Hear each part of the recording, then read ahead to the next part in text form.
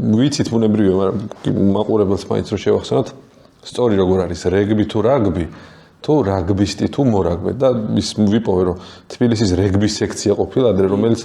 რაგბის კავშირი. სწორი ფორმა არის რაგბი, სწორი ფორმა არის მორაგბე, როგორც ამობენ, თუმცა ძველი თაობის ხალხი როგორ უნდა მიხვდე რომ ძველი გულშემატკივარია ის სიტყვის რეგბის.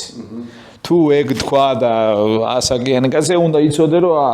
იმიტომ რომ ეგრე შემოვიდა ჩვენთან, მაგრამ არის სწორი არის რაგბი და მორაგბე. მე სულ რეგბის ხმარობ ხოლმე, რაგბის და ეგრევე მომდის ჩვენი ძალიან მაგარი რაგბისტის და ჩვენი ძალიან მაგარი სარაგბო ჟურნალისტი ზალ გიგნეიშვილის შვილის ნიკო გიგნეიშვილის მესიჯი იმავე წამს რომ ლადამას მორაგბე ზალ გიგნეიშვილს ჩვენ გადაცემას რო უყურებთ მოგწესთ დარწმუნებული ვარ ზალ გიგნეიშვილს თვლი რომ იყო ქართული რაგბის 16 აყაიშვილი. ნუ ალიკო რო არ ყოფილიყო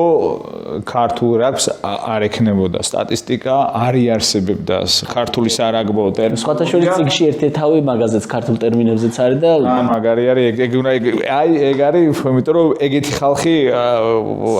არ ჩანს ხოლმე იმაში და 8 წლი მათი არის მართლა ფასდაუდებელი ესე ხო